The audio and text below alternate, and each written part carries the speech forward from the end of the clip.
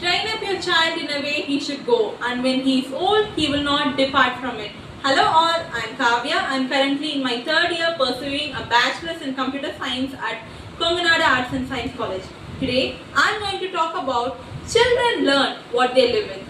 Picture a little boy watching his mother plant a tree in the scorching sun. He watches her smile as she waters it, listens to her hum, and notices how carefully she tends each leaf.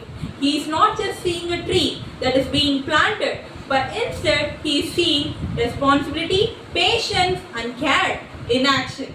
And exactly that's how children learn. They don't learn through lectures, rules, or scoldings.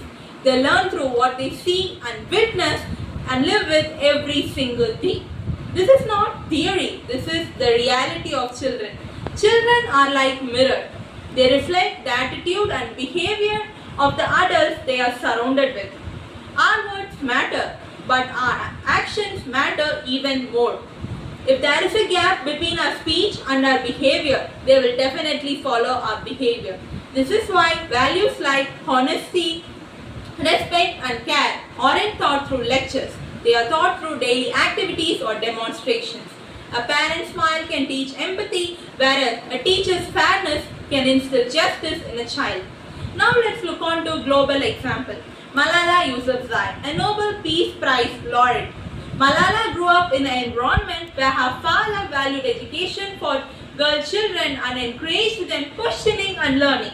Despite growing up in an area where girls were often denied schooling, Malala gathered courage and resilience from her home environment and fought for education for millions of girls. Today, she inspired many people to fight for their rights. But the reality is not every child gets such an encouraging home.